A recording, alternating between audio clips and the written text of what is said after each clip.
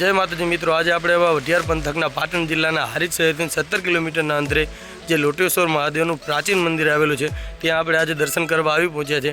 આજે આપણે મહાદેવજીના દર્શન કરી અને તેમનો સંપૂર્ણ ઇતિહાસ જાણીએ। ચાલો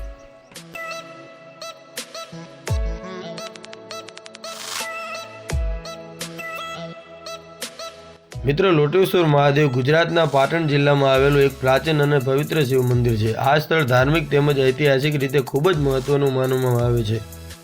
मित्रों, हवे आपणे लोटेश्वर महादेवनो जो शुं इतिहास है ते आ विडियो में आपणे जाणीए। चालो मित्रों, मान्यता मुजब पांडवोना समय में आ मंदिरनुं अस्तित्व है। वनवास दरमियान पांडवोए अहीं भगवान शिवनी उपासना करी हती अने 5 कुंड अहींया बनावेला हता। ते कुंडो पण अहींया अत्यारे अहींया हयात छे। ते आपणे विडियो में आगळ पछी जोईए। चालो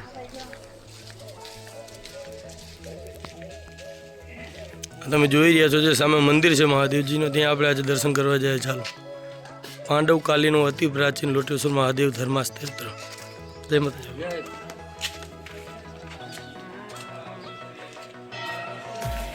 હવે મિત્રો આપણે લોટેશ્વર મહાદેવના મંદિરે આવી પહોંચ્યા છે। હવે આપણે મહાદેવજીના દર્શન કરીએ। ચાલો। અને મિત્રો, જે લોટેશ્વર મહાદેવ જે આ મંદિરનું નામ પડ્યું તેના પાછળ પણ એક માન્યતા છે। અહીં એક લોટામાંથી શિવલિંગ પ્રગટ થયું હતું, તેથી તેને લોટેશ્વર મહાદેવ કહેવામાં આવે છે। હવે મિત્રો, આપણે જે લોટામાંથી શિવલિંગ પ્રગટ થયું હતું જે લોટેશ્વર મહાદેવ ત્યાં આપણે આવી પહોંચ્યા છે। હવે આપણે મહાદેવજીના દર્શન કરીએ। ચાલો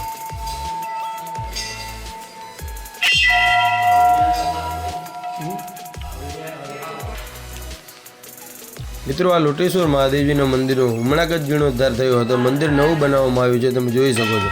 અને મિત્રો, અહીંયા જે બહારથી જે લોકો આવે તેમના માટે રહેવા તથા જમવાની પણ વ્યવસ્થા છે। રહેવા માટે રૂમ છે અને જમવા માટે કાયમિક માટે અહીં અન્નક્ષેત્ર મહાદેવજીનું ચાલુ હોય છે।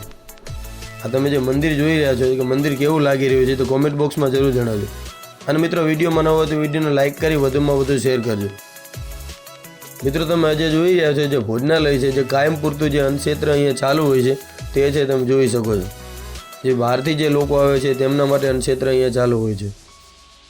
હવે મિત્રો, આપણે જે અહીંયા જે મંદિરની પરિસર કરીએ। ચાલો મિત્રો, અહીંયા જોગીનો ધૂણો પણ આવેલો છે, તમે જોઈ શકો છો। ત્યાં આપણે દર્શન કરી લઈએ। ચાલો, મંદિર પાસે એક પવિત્ર કુંડ તળાવ આવેલું છે જેને ધાર્મિક રીતે ખૂબ જ મહત્વ આપવામાં આવે છે।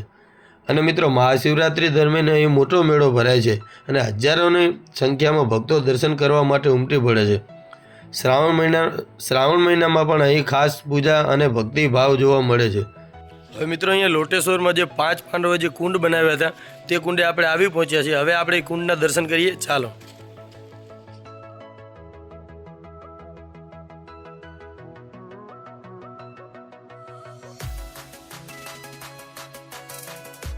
હવે મિત્રો, આપણે જે 5 કુંડ છે જે પાંડવકાલીન વખતના છે ત્યાં આપણે આવી પહોંચ્યા છે, તમે જોઈ શકો છો।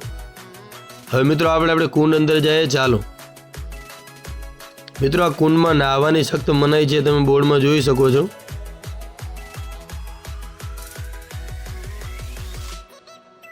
હવે મિત્રો, આપણે કુંડ નજીક આવી ગયા છે। આ તમે જે પહેલો કુંડ જોઈ રહ્યા છો કેવી રીતે જાળીથી અહીંયા પેક કરેલો છે કુંડ।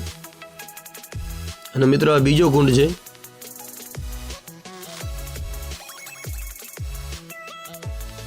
જે પાંડવકાલીન વખતના છે આ કુંડ બધા। મિત્રો, આ ત્રીજો કુંડ।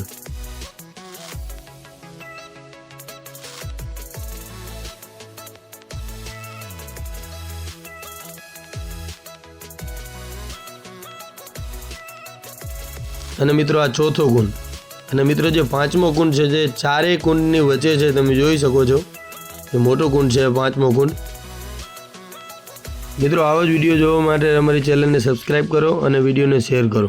જય માતાજી, હર હર મહાદેવ।